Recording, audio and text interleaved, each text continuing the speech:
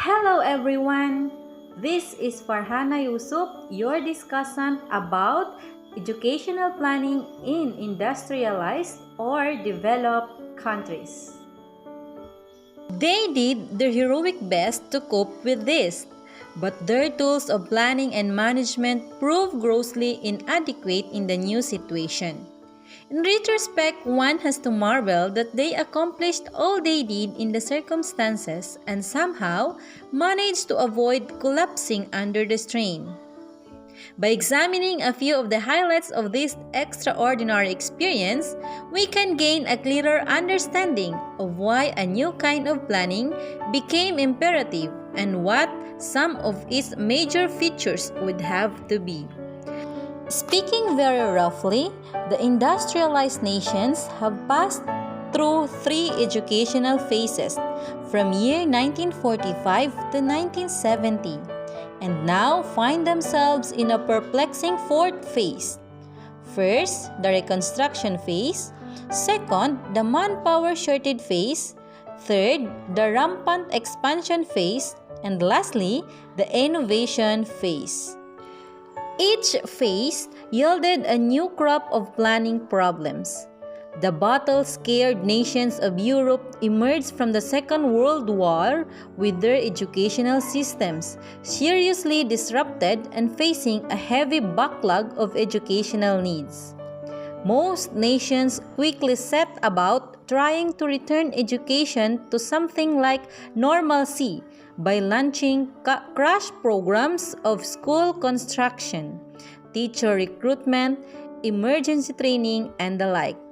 It was soon evident that conventional pre-war educational planning would not suffice for this reconstruction task.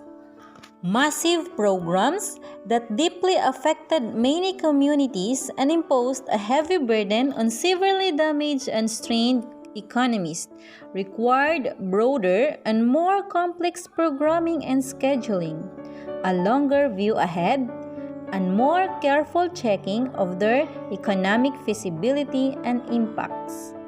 Though the planning methods that were improvised to meet this situation had many shortcomings, they did do some good, and they also conditioned educational authorities for still greater planning problems yet to come. To cite one example, even before the war had ended, the United Kingdom, notwithstanding its decentralized system of education and its traditional lack of enthusiasm for planning in general, they enacted the Education Act of 1944, which required each of the 146 local education authorities in England to prepare a development plan for submission to the Central Ministry of Education. Although the resulting local plans did not add up to a coherent national plan, balanced with available resources, many of them nonetheless reflected considerable ingenuity and technical competence in their orderly long-term projections of local population and enrollments, demographic shifts, school locations, teachers' requirements, school financial needs, and prospective local tax yields. Other Western European countries tackled the planning of educational reconstruction in various ways befitting their particular traditions and preferences. Even in the United States, where the idea of planning was still anathema, local and state education authorities resorted to more elaborate planning than ever before to handle the backlog of postponed school construction needs, to meet the educational demands of returning veterans, and to prepare for the educational consequences of the war-induced baby boom. All this, however, was but a foretaste of things to come. Educational systems were soon physically restored, but they would never return to pre-war normalcy. Soon they would find themselves in the manpower business, called upon to meet the larger and more sophisticated human resource requirement of expanding post-war economies.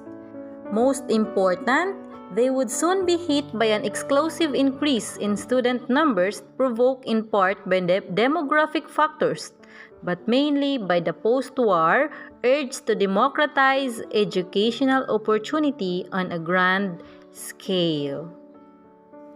In order to achieve more needed innovations, there will have to be some major innovations in educational planning itself. Planning that merely serves a strategy of linear expansion will no longer do.